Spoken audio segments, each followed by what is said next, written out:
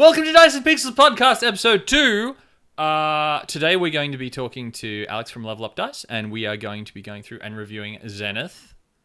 Oh, yeah. Yeah. This is Puck. This is Puck. And I think we've just worked out why Q-Ball always sounds louder than me. I'm not Because, see, I'm talking and you're yelling. I'm not yelling. Cue the fucking intro.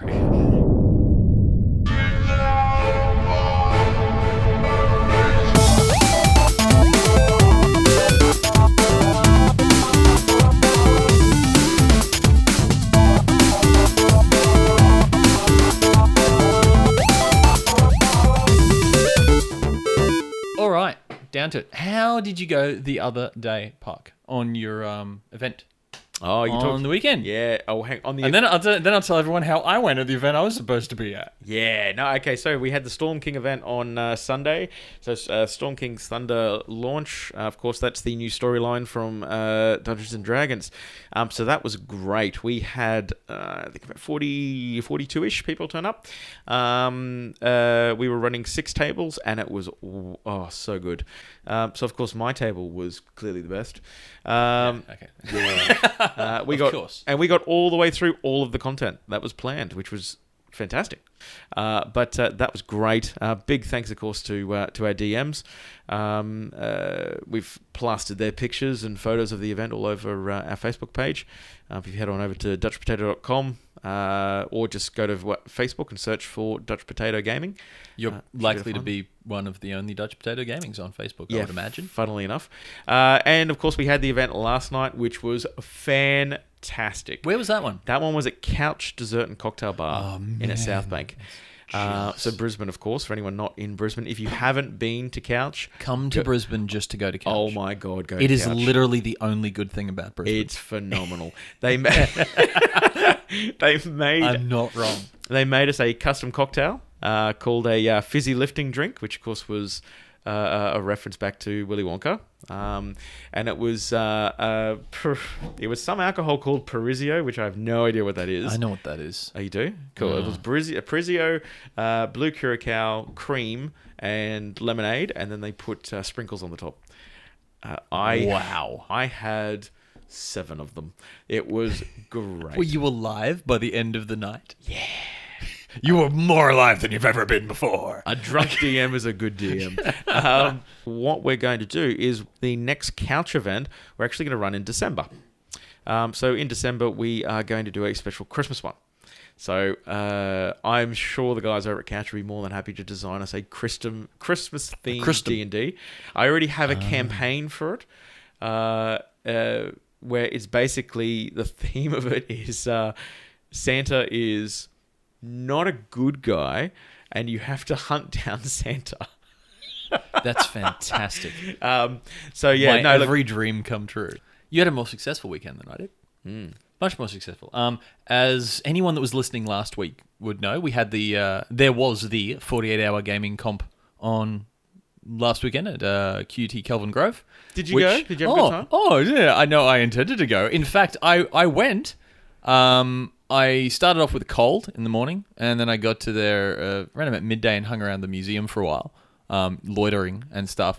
And then about 3 o'clock when I got to go in the car, I had a high fever, and I was nearly passing out, so I decided that I should probably come home, rather than make all of these people who'd been sleep-deprived incredibly sick. Good. Then I was unconscious for a day, so didn't go exactly as planned, but we're going to be having a...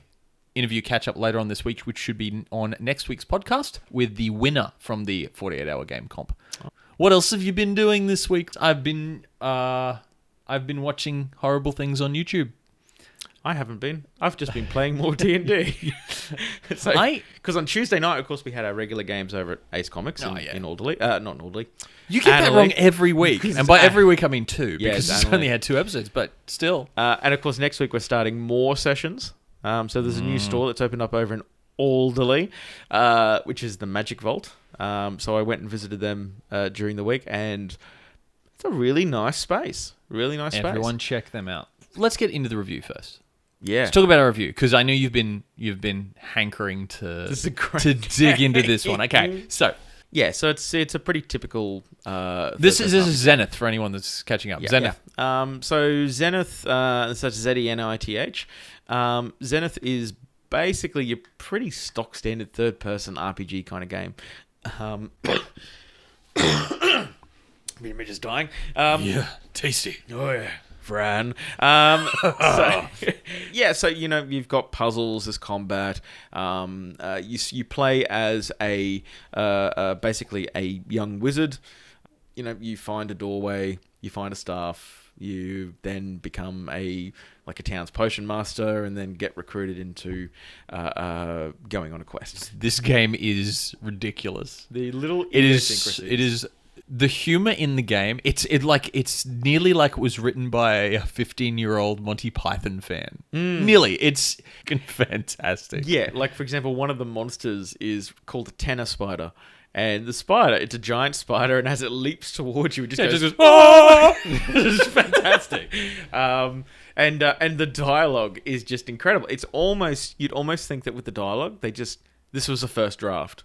And they were like, "Oh, we'll come back and we'll tighten it up," and then they just never did. Yeah, it's because you have this fantasy setting. Oh, it's semi. There's cyberpunk elements in the fantasy as well. There's some weird technological there's stuff. There's a robot thing. But yeah, you get the sense nearly all of the dialogue. Someone will go, "Hey, well, I'm the king. I've come to help you guys," and someone will go, "You're a dick." And they'll go, "Well, fuck you. I hate everyone anyway."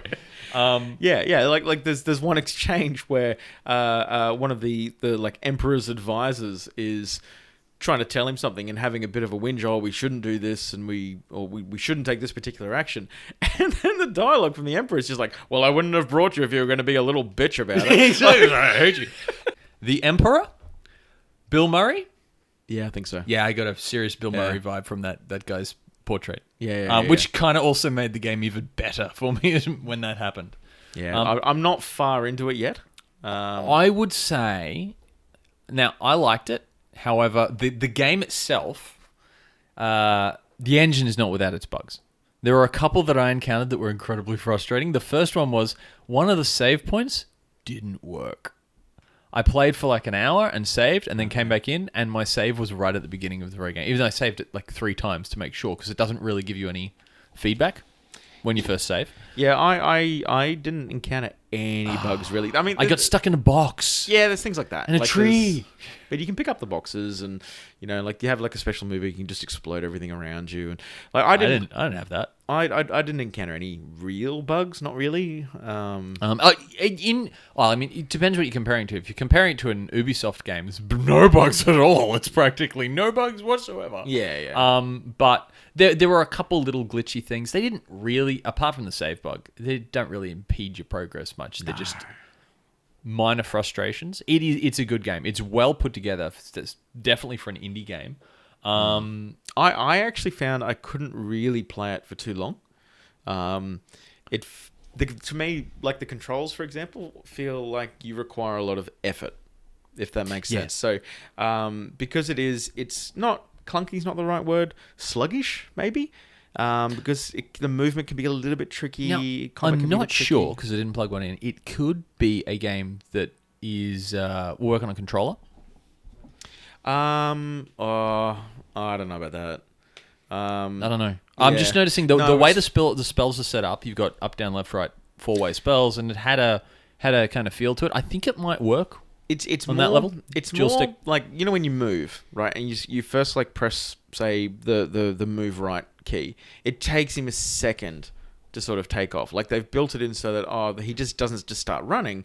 He has a bit of a build up to speed, which is fine. But when you're in combat, that can be a little bit tricky. Things like when you do a roll across the ground, when he sort of comes up, he dead stops and then goes again. It's such little things like that to me were just a little bit clunky, a little bit sluggish. But so I found that when I was playing it, it wasn't a very smooth, fast-paced action kind of controls. It was satisfying. Oh yeah, I've certainly played clunkier games. Yeah, I just found that I only really wanted to play it for maybe an hour or two. I think what you find the dialogue is there's a lot of dialogue. Yeah, I know. Which is fine because it's funny dialogue, but it's almost like half reading a book.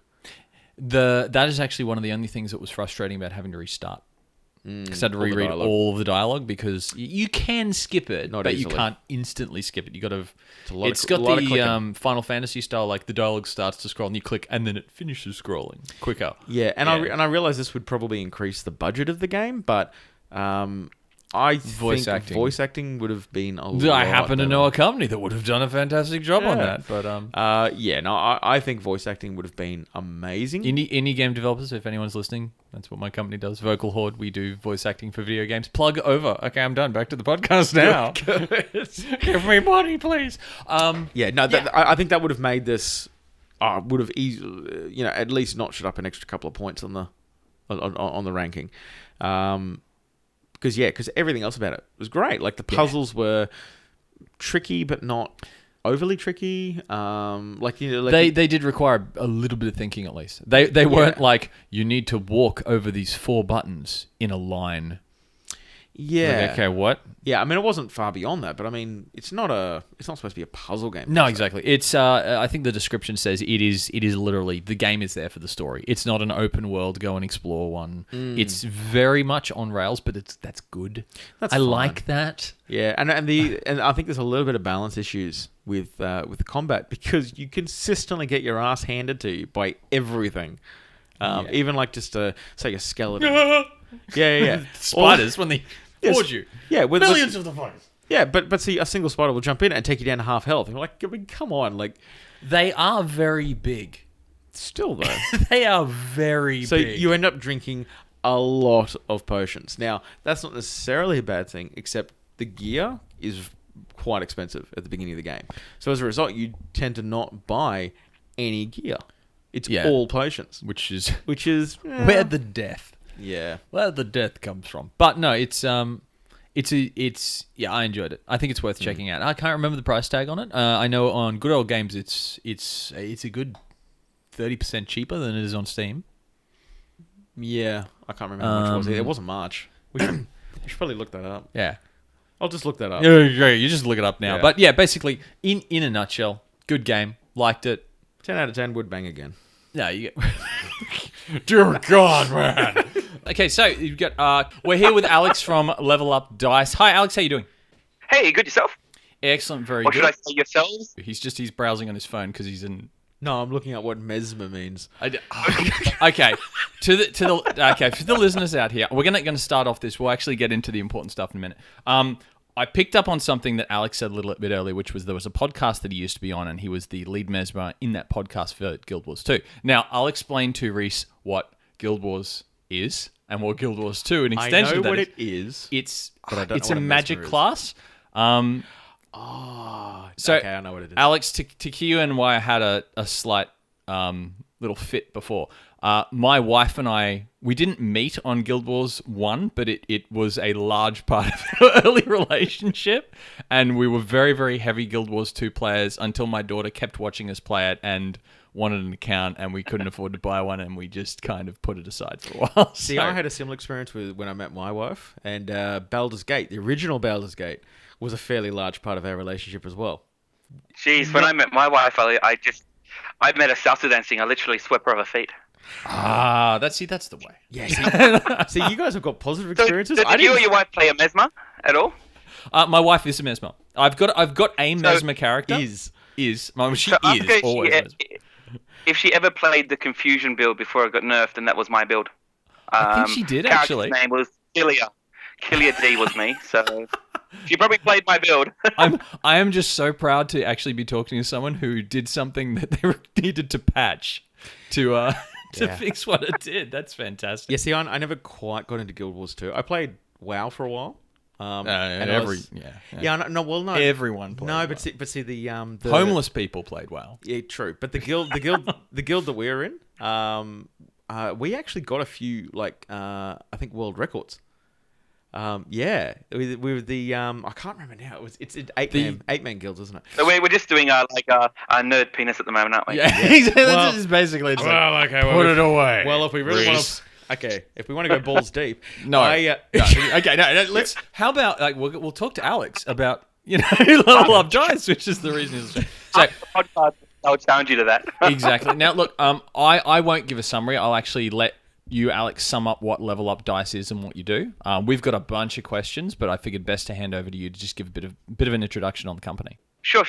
So levelupdice.net, we use the .net because someone originally purchased the .com but never used it. That's okay. That's why I own smegheads.net. For exactly the same reason. So. And when .com ends up finishing up, we'll pick it up. Unless someone decides to buy it and then try to sell it to us for $1 million. And then we just go, you. That's normal. So we sell, for lack of a better term, we're calling them luxury dice. Awesome dice, amazing dice, whatever you want to call it. Mainly dice made out of semi-precious stones and high-quality metals.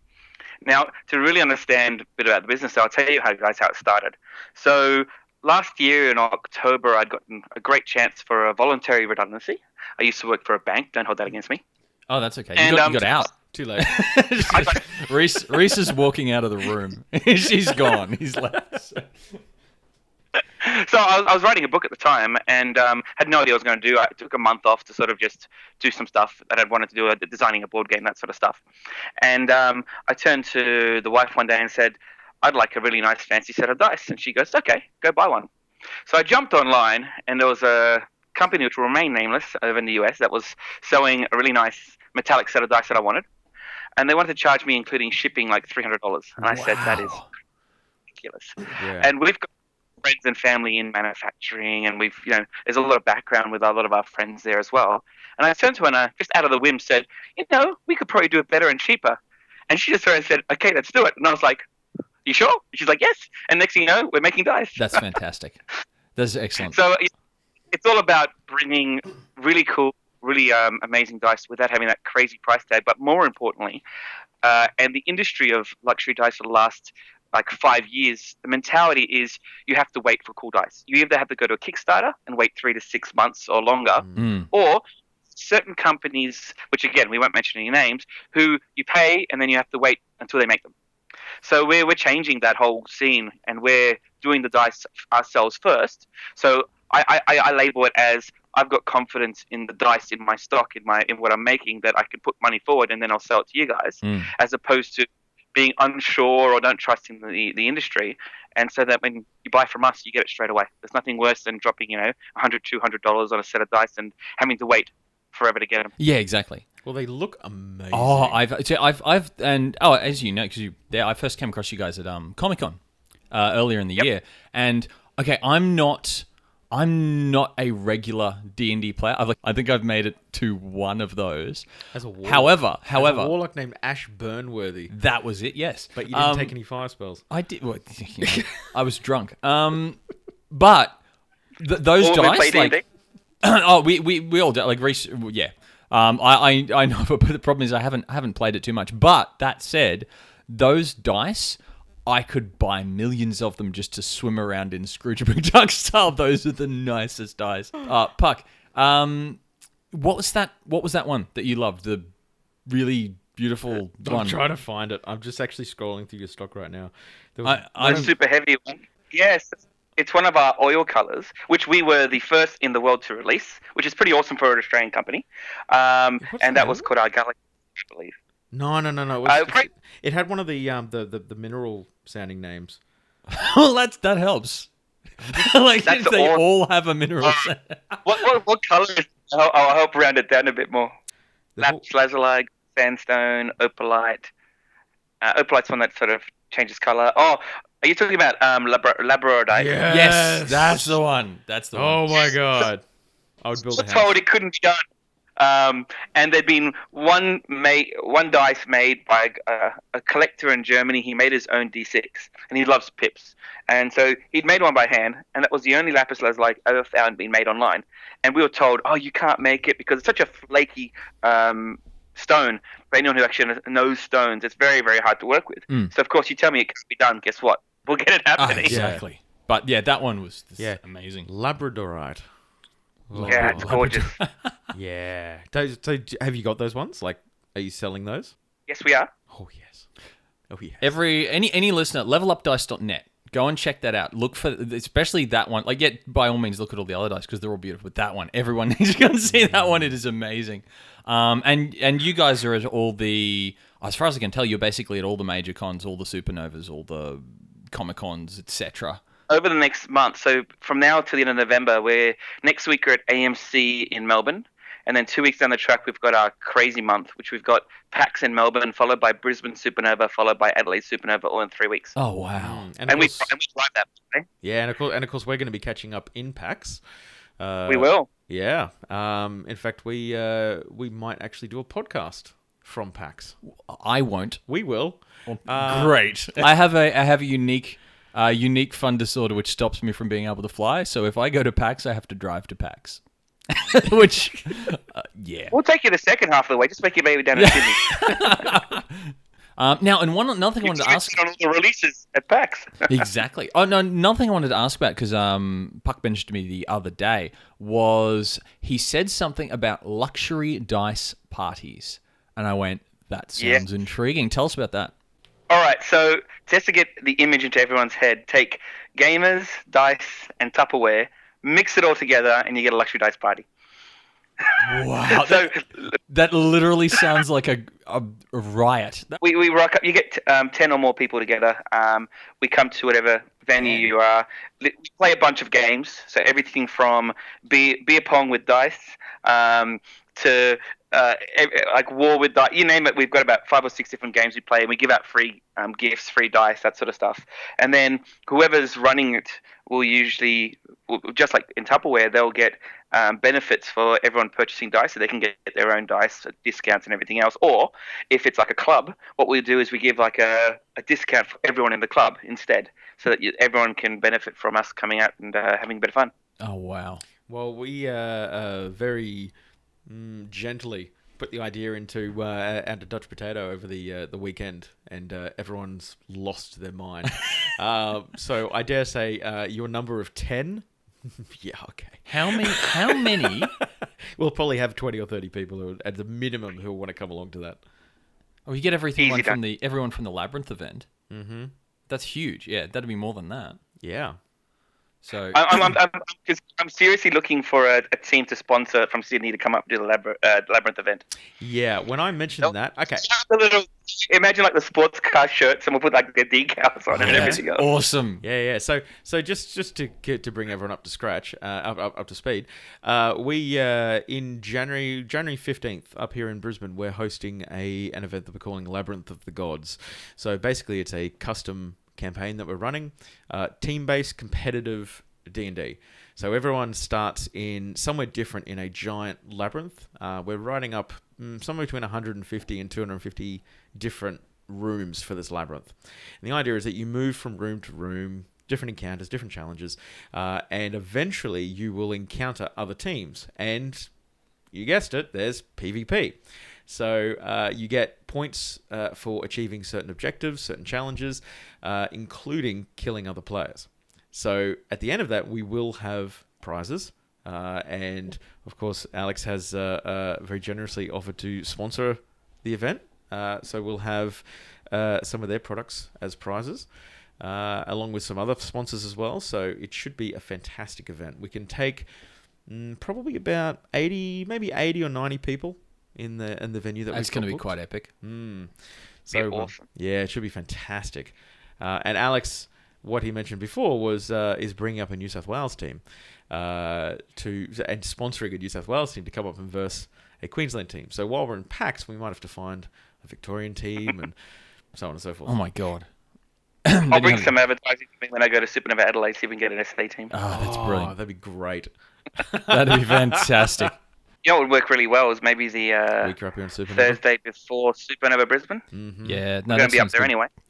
Yep. No, so anyone that's interested anyone that's piqued the interest of who's actually listening now, hi, what are we up to? Like 8 now? No, I think we're up to 300 or 400 or something.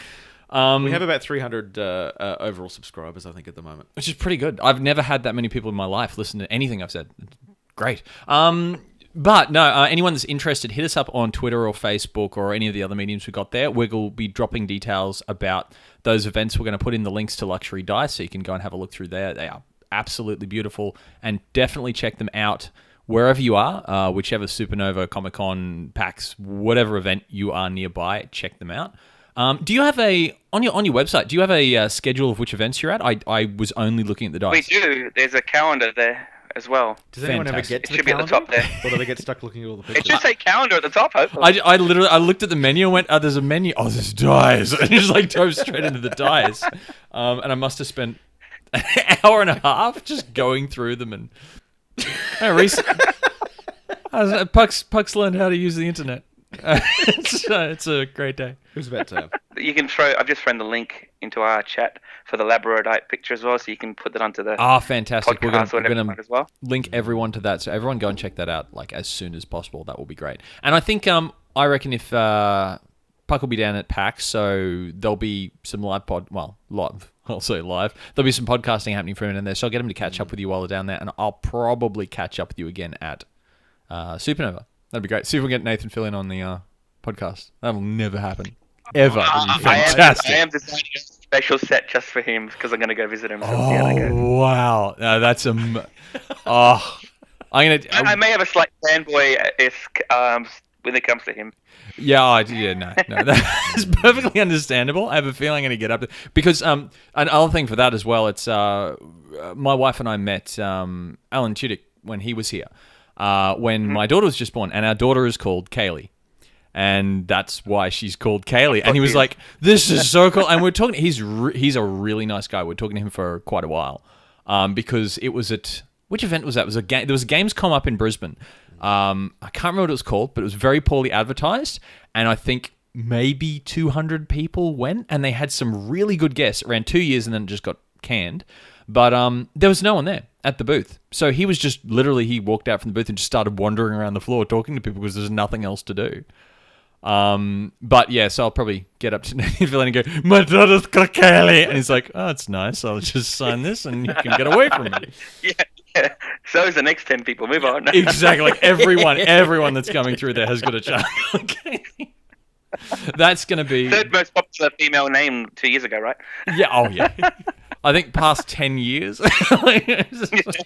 Yeah. Yeah. No, we when we were naming our kids, we because you know what's really easy to name? It was a girl. You know what's really hard to name? Is a boy. Corbin. Well, Alan. yeah. Yep. Team association, right? Oh, yeah. Yeah. It's called Khaleesi and join everyone else now. It's okay. There you go. In rounding up, everyone visit the website, check it out, check out some of the other links we've put down there, and catch up with them. Level Up Dice, if you're at any of the conventions coming up. If you're a hermit, you live at home and never come outside, just go to the website, check it out. It's fantastic. Thank you very, very much for your time today. It's been great speaking with you. My pleasure. Thanks, Alex. Now, some of the other stuff is there's a couple little indie games that I've been playing. Now, one of them it's actually a PlayStation game, so you'll never get to play it, Pog. Oh. But I own a Wii. Is it on Wii? Yeah. Nothing's on Wii. No, you don't even. You lost your Wii. You own a Wii U. You're one of the special 7 people that bought a Wii U. No, I found it. Oh, the Wii. Yeah. Good. No, throw it away because I have a Wii U now. But That's terrible. The games on the Wii are better than the ones on the Wii U. There's way more games, and they're all better.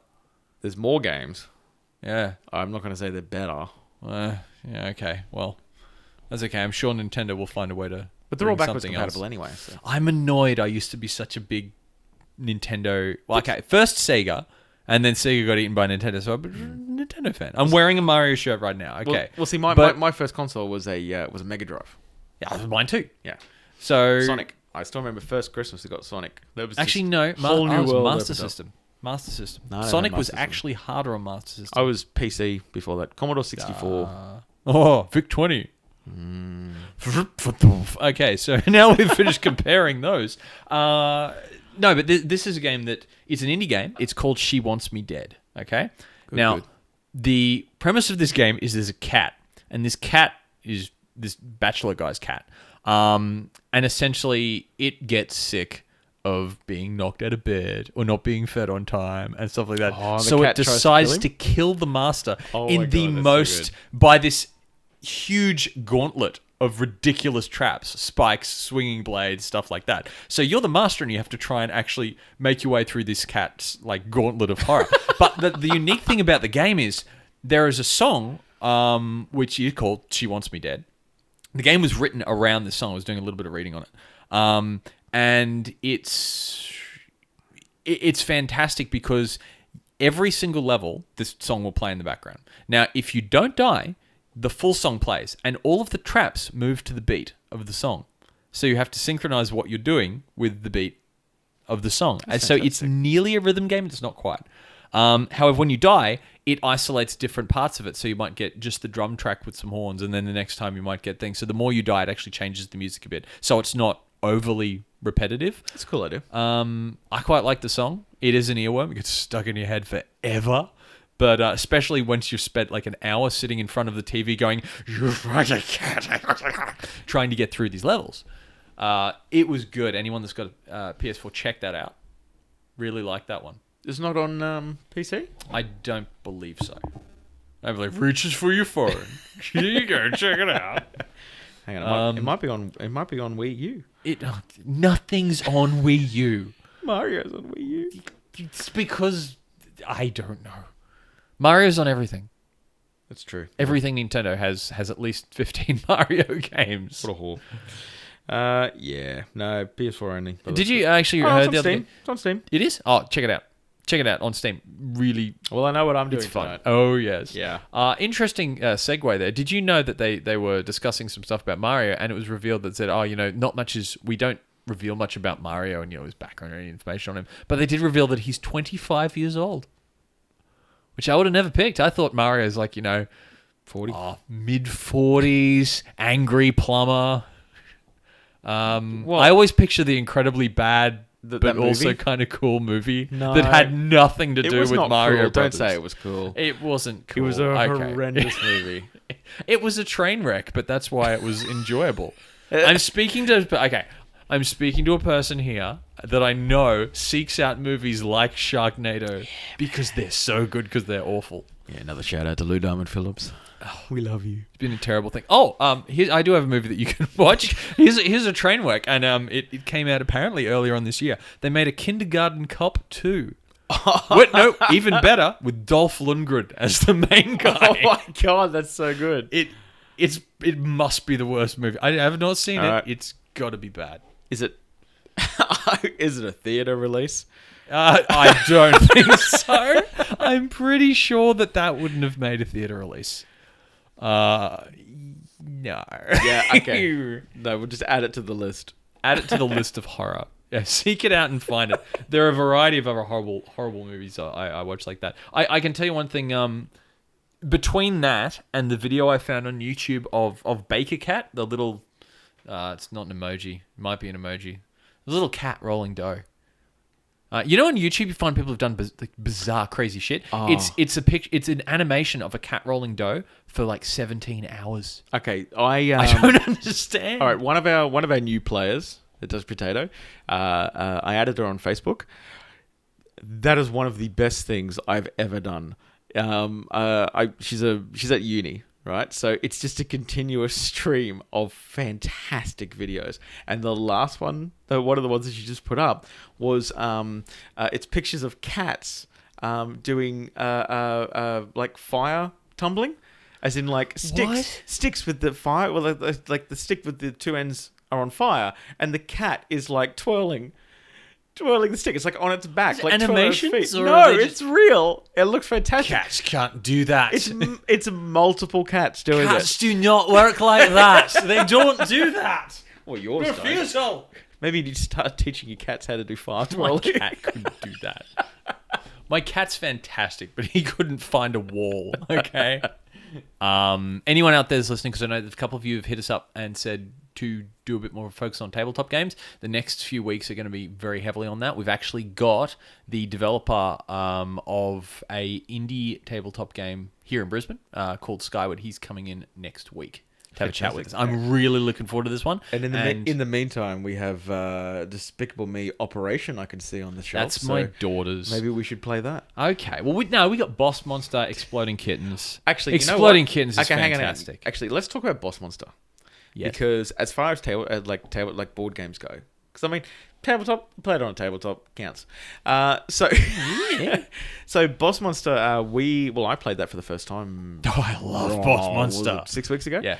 And that is a fantastic game. If you haven't played it, I've seen it on the shelf a few times and just never bothered picking it up.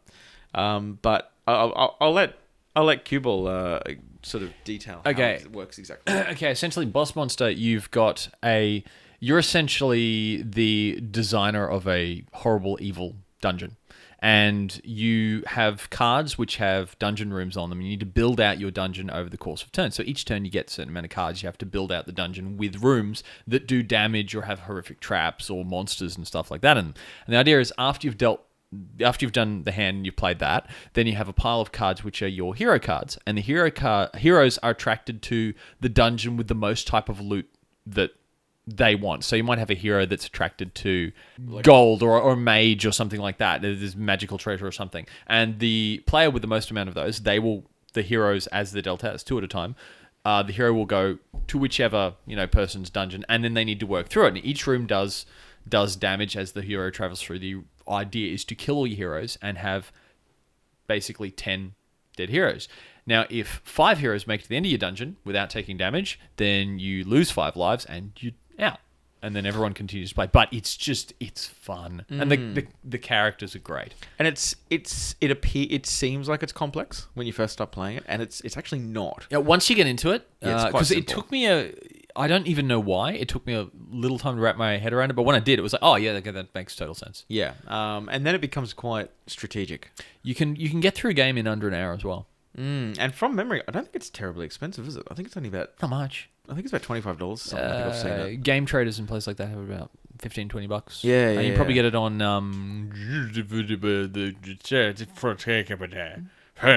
.com for around about $10. I can't remember the website. Well, I'm pretty sure that you can get it at Ace Comics and the Magic Vault. Yeah, I'm pretty sure. That's where I bought. There's a few things that I got there. That's where I got my zombie dice, I believe. Zombie dice. If no one's played that, play it. It's a great 10-minute game. It's fucking fantastic. That's where I got my Cthulhu dice as well. Oh, yeah. That.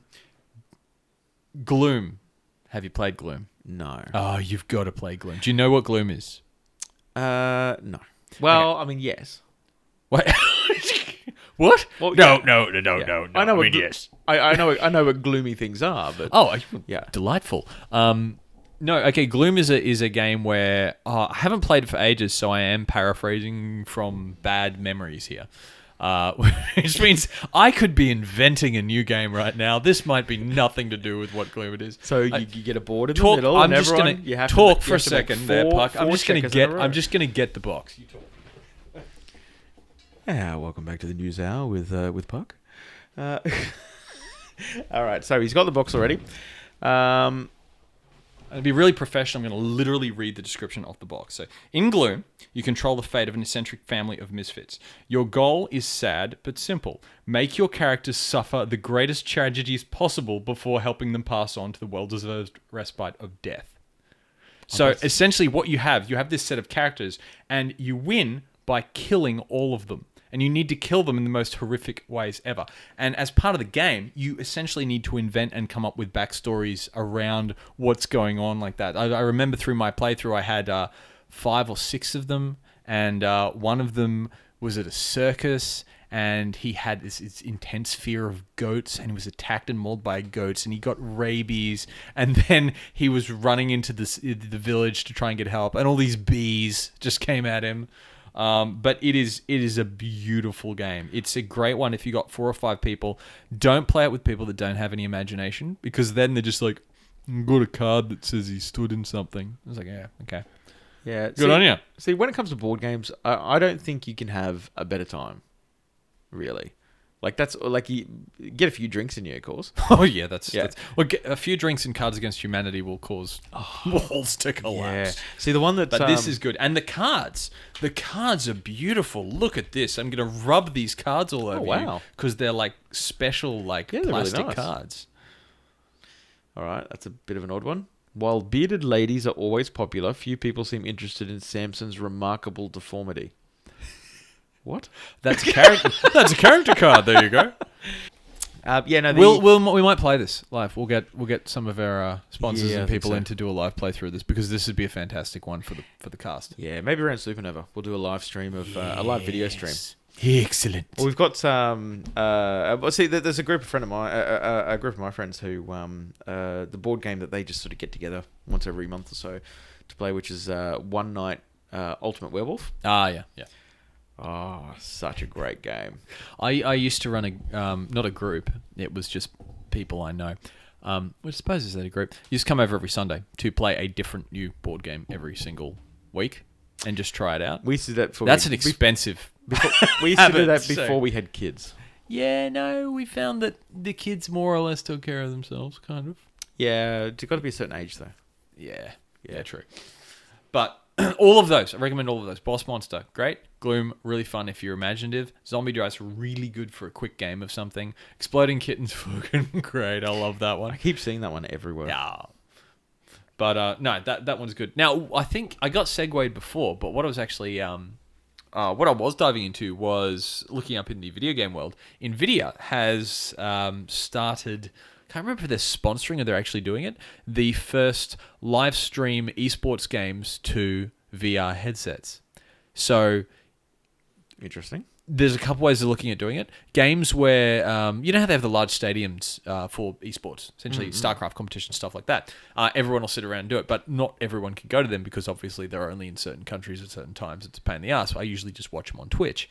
What they're looking at setting up progressively is live streamed VR.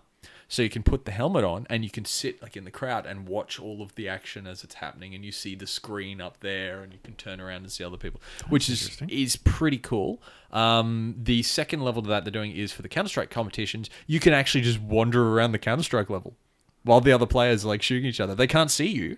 That's a fantastic idea. That is great. However, it got me thinking because I've got the Oculus is in that cupboard and you haven't had a play with that yet. Not yet. But one of the things that I imagine that would maybe cause a stroke or something to that effect is latency is not good on a VR headset. It's the worst thing you can have. So in Australia, I'm not sure what will happen if people start to view these live stream events, because if you get enough stuttering, you'll just have thousands of people vomiting. It's awful. But really cool idea. Like, I like the idea that you can just basically walk around in VR and watch the players do what they do. It'd be great for Counter-Strike and COD. Maybe it'd be good for COD too. If we have any COD players out there playing COD. God, filthy. They wouldn't be listening to the show. Filthy animals.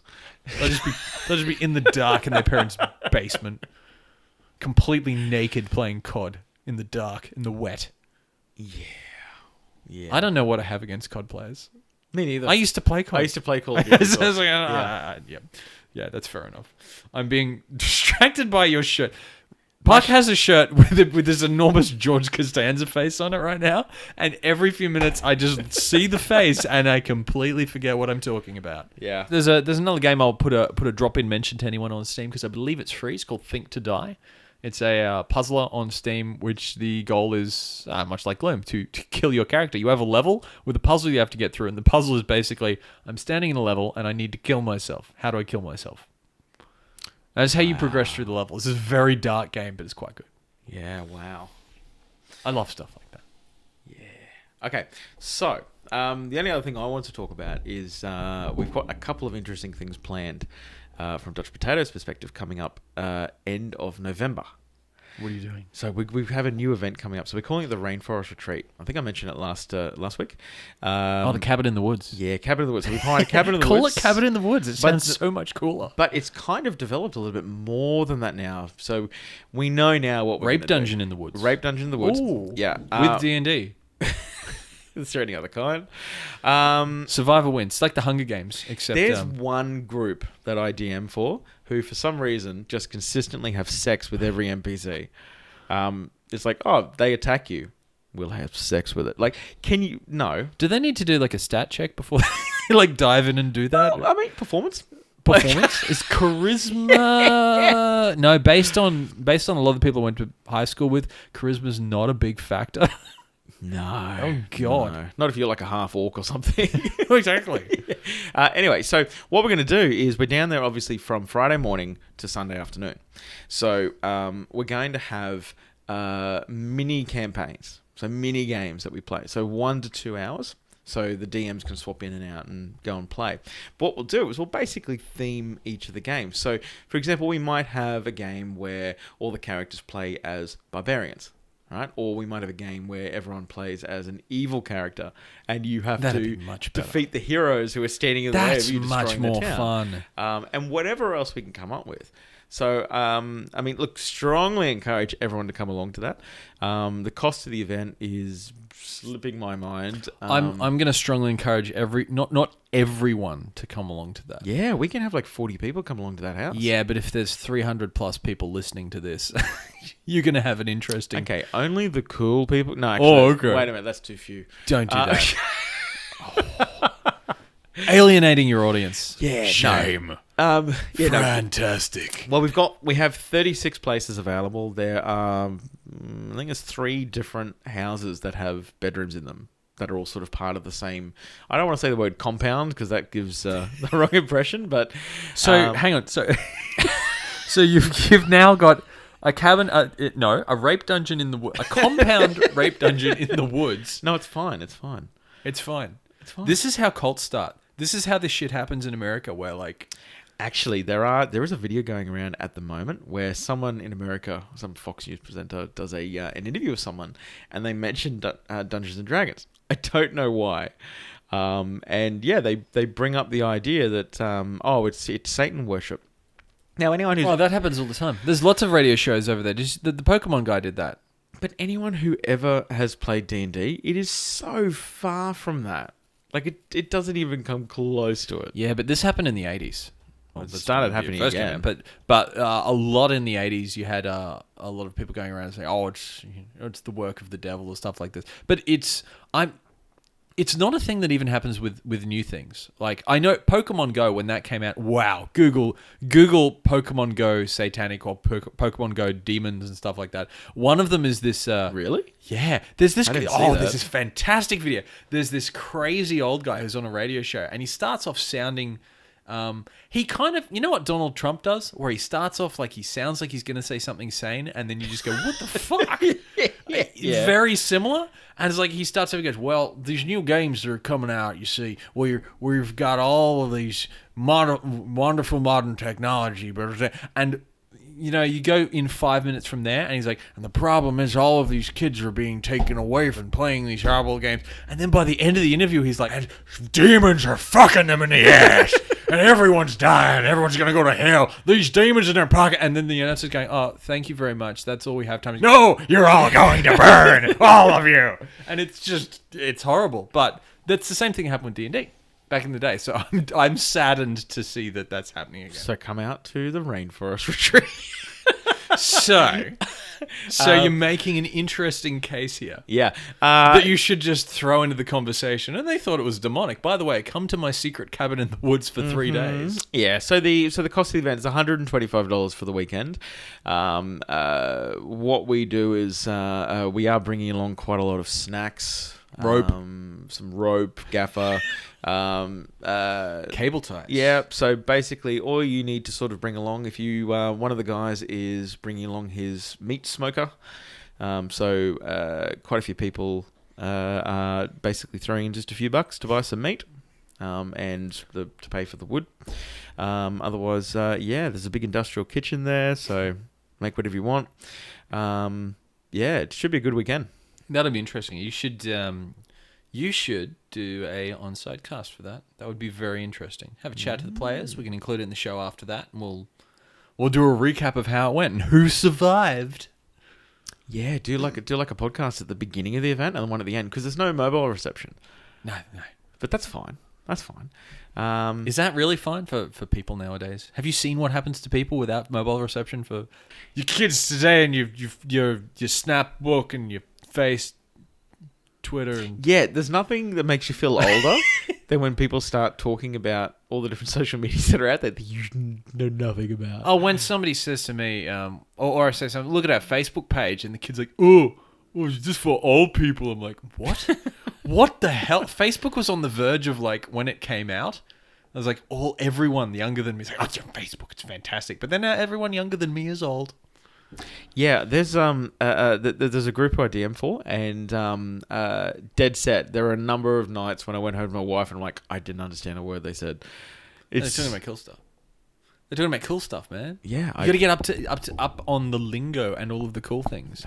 It just feels like a lot of work. Your Vines and your Twitters, they're not new. Twitter's dying. No. Twitter is going down. Maybe MySpace will come back. Yeah, I've still got a MySpace page somewhere. It's still there somehow. What about GeoCities? Is it Yeah. still there? They keep Tripod. MySpace keep appointing new CEOs. That has to be the most demotivating job to walk Okay, as CEO. Like, if you this have to was- fix MySpace, and we're like, If this was a room, if what? social media networks were like members of the UN and they were in a council room, you'd have like Facebook saying, "Well, we're gonna do this. Now we've released these new features and they're fantastic." And Twitter's like, "Well, we've made it so it's easier for people to send out data." After a while, if you listen really carefully in the background, you hear this guy going, "Hey guys, MySpace is doing pretty well. Yeah." we're getting some good traction on Yahoo. Ask Jeeves has got us right at the top. Wow, ask Jeeves. I haven't asked Jeeves anything in a long time. Nobody wants to talk to Ask Jeeves anymore. Jeeves was great. He knew nothing. What about Wolfram Alpha? What happened to that project? That's still around. It's still around, but the problem is Does that it do anything? Yeah, because it's useful for like working out like calculations and stuff. Yeah.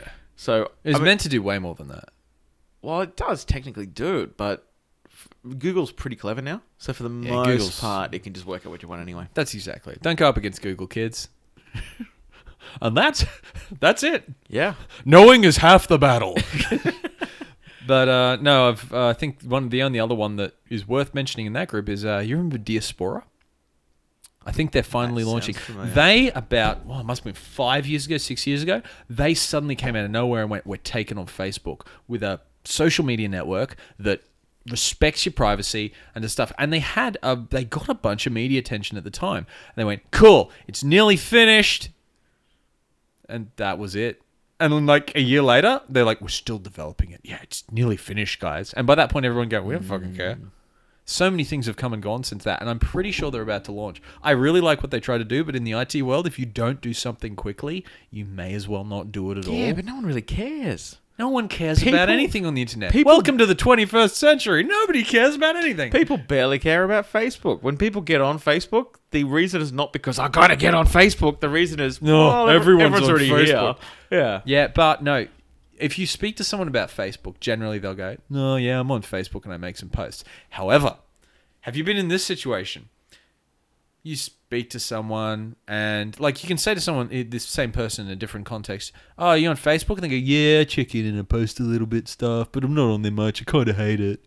However, that same person, if, like, something happens in their life and you go, "How you going?" And they go, "Oh, my wife died." You go, "Oh, shit, really?" And they're like, "You didn't know? I put it on Facebook. Why aren't you reading my fucking page? I hate you now. Go away." The pain is actually trying to organise an event. Oh, yeah, because and there's not always that having access one to guy Facebook. that... Oh, no. When we first started doing Dutch Potato events, we'd set up an event and I get emails from someone, "Oh, can you just email me when there's a change to the event?" like, no. No, you know what? No. Get on Facebook and just subscribe to the event. Be a sheep. Yeah. Be the sheep. Live the sheep. Because I can just go there, I can just put the information in one place. I don't want to then have to email you and to go, "Oh, by the way, we've Can changed Hootsuite this." do that with events, or is it just for posts? No. No, they need to create an app that just... Question, actually. They need to have an app that just does everything to every medium. All of them. New ones, old ones, doesn't matter. Ones that are in prototype, doesn't matter. You put your event somewhere here. It's on Eventbrite. It's on Facebook. It's on... What's that Pod one? We'll just call it Pod. Podbean. Pod. That's a It's a Podcast. podcasting thing. It says, "Where the fuck is your event podcast?" I don't Podbean. know. I just did it. Is it Podbean? Podbean. Shut up.